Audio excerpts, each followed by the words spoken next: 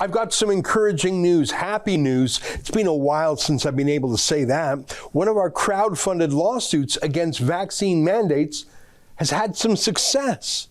We're not out of the woods yet, but it's a breakthrough. Here's the story. 2 months ago, we took the case of an Air Canada flight attendant who was being forced to get the vaccine, even though she already had caught COVID and recovered from it fully. And so she had natural immunity, and she had a doctor's note confirming that her natural immunity was equivalent to taking a vaccine. In fact, just yesterday, Anthony Fauci's CDC, the Centers for Disease Control, they confirmed for the first time that they are unaware of a single case where a person with natural immunity like this had ever transmitted the virus to another person, which is something that vaccinated people actually can still do. Bill Gates admitted the same just this last week. So it's 2015 that I gave the TED Talk and wrote a number of papers titled "We're Not Ready for the Next Pandemic." And sadly, that was a better forecast of what would happen than anyone would have wished for. You know, the economic damage, the deaths, it's been completely horrific. And I would expect that will lead the R&D budgets to be focused on things we didn't have today. You know, we didn't have vaccines that block transmission. We got vaccines that help you with your health, but they only slightly reduce the transmissions. We need a new way of doing the vaccine. So this Air Canada flight attendant was being forced by Air Canada to get the jab despite being naturally immune. They were going to fire her if she didn't.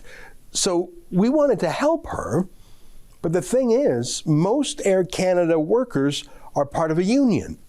And the whole idea of collective bargaining, as it's called, is that any quarrel you have with the company has to be done through the union. In this case, the union representing this Air Canada flight attendant was CUPE, which stands for the Canadian Union of Public Employees. And CUPE just refused. They refused to help this flight attendant, who is their own union member. I can't think of anything more important for a union to do than to protect its members from the company bosses just deciding one day to force them to undergo a medical procedure, an injection against their will. That wasn't part of the collective agreement. That wasn't part of the contract. Why would the union simply roll over and allow the corporation to change its contract unilaterally? Whose side are they on? Isn't protecting the health, privacy, and bodily integrity of its members more important than any other issues they fight over? Even more important than wages, really. But the union literally would not. It's like this one union leader here said when he raised the same issue about the GM union selling out its members. So a long time ago, a union rep said something to me that was very profound. He said, if the union and the company are saying the same thing, one of them is not necessary. Yeah, he's exactly right. So what can you do when you have a company union, a yellow union that's actually taking the side of the bosses? Well, you sue the union to get them to do their job. You pay them union dues. They represent you. Make them do so. So we helped this Air Canada flight attendant, and we crowdfunded 3 excellent lawyers at 2 law firms to go to battle against the union to compel them to file a grievance on her behalf. You can see a copy of some of the documents, including the very first letter we filed, on a special website we set up for this case called aircanadalawsuit.com. Read the first letter, the opening salvo. It's only 5 pages, and it's in plain English, although it does refer to some legal technicalities. Let me read a bit of it to you. I found it very bracing to hear the case made for this flight attendant. This is what the union should have been saying from the beginning, but they refused. Here's an excerpt from the letter from the lawyer. It is surprising that CUPE would permit such an intrusion at all, but specifically through the Air Canada press release policy. Given the apparent abdication, there may also be issues of bad faith representation by cooperating with Air Canada in this conduct. Whatever the reason, CUPE has facilitated Air Canada's efforts to violate members' health, safety, privacy, and employment rights. This is antithetical to CUPE's statutorily mandated role under the Canadian Labour Code. Exactly. Let me read just one more passage from this demand letter. I really recommend you read the whole thing. It's only 5 pages long. Go to aircanadalawsuit.com, especially if you're an Air Canada employee or know someone who is. You got to know your rights. Let me read a little more from this first letter. CUPE's apparent breach of the duty is further illustrated by the jurisprudence deciding the extent of this legal requirement. The requirement to investigate grievable matters and reasonably pursue them is a key element of CUPE's duty. Given that a bargaining union member does not have an absolute right to have a grievance referred to arbitration, CUPE must show that, 1, CUPE did not merely conduct a perfunctory or cursory review of the matter. The review must be thorough. 2, CUPE gathered sufficient information to arrive at a sound decision. 3, CUPE demonstrates that there are no personality conflicts, bad relations, or other matters that could affect the soundness of its decision. My point is, the letter ferociously fought for the workers' rights, something the union was supposed to do. Isn't it funny? You know, people call me a right-wing guy, and I guess in many ways I am, and yet here we are crowdfunding for union members to get a stronger union to take the side of the working people against the big monopoly corporations. And where are the so-called leftists who say they care about working people, about personal privacy, about people who always say, my body, my choice? Where are they now? It's an upside-down world. But I know who I stand with. I stand with this flight attendant. So you can see that 5-page letter that we sent to the union on September 14th, and they went back and forth with the law firms. They tried to brush it off. They tried to rag the puck, slow walk this whole thing so that many more workers would just collapse under pressure. And I think that's part of the strategy here by the other side. Ratchet up the pressure, delay, so people just collapse and panic and just give up and give in. But the lawyers went back and forth, and then the lawyers that we crowdfunded for this flight attendant did something that they promised they would do. They took the CUPE union to the Industrial Relations Board. They literally sued the union bosses on behalf of the union members for refusing to represent this flight attendant. And then last night, the incredible thing happened. The union blinked.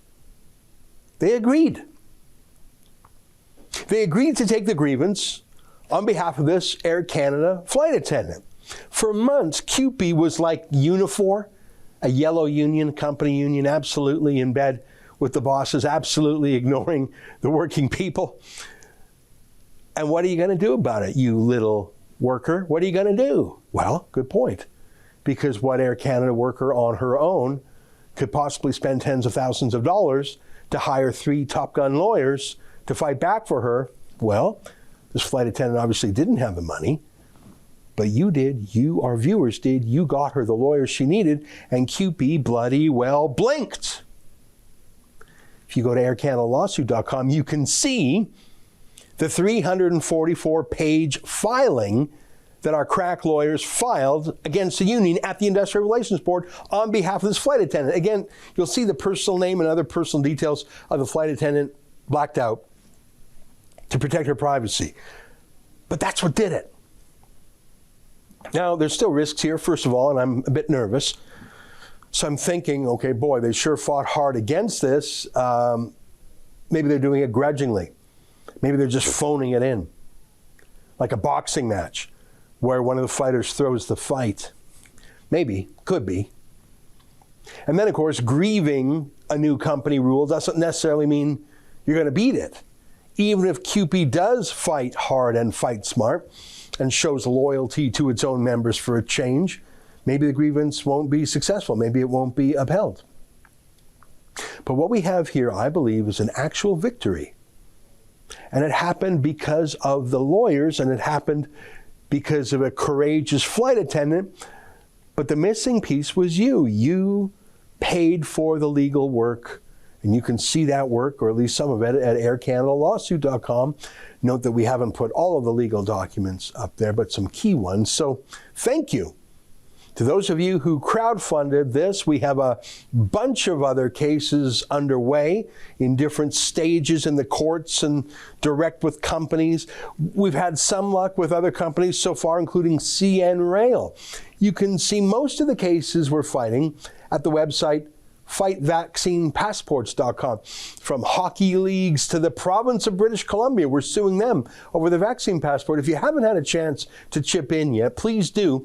Last night's big win at Air Canada gives me some hope. And let me say the message to any other Air Canada staff out there who are concerned about this issue.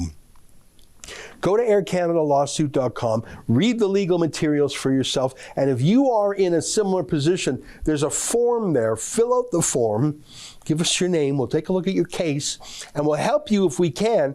And I have an idea where we'll hold an Air Canada Zoom town hall meeting, where anyone at Air Canada who's worried can join, and we'll have speakers. We'll have the lawyers who represented this flight attendant. They'll come on and explain the case and answer questions. And then we'll have some other keynote speakers, and we'll give help to people at Air Canada who want to fight back. But the battle is far from over, but it's definitely begun. Stay with me. After the break, we'll talk to Matthew McDonald, one of the key labor lawyers responsible for last night's win. That's an excerpt from my daily show, The Ezra Levant Show. Every day I do a monologue on the news of the day, then I interview an interesting guest, and then I read my hate mail. You gotta subscribe. Go to rebelnews.com.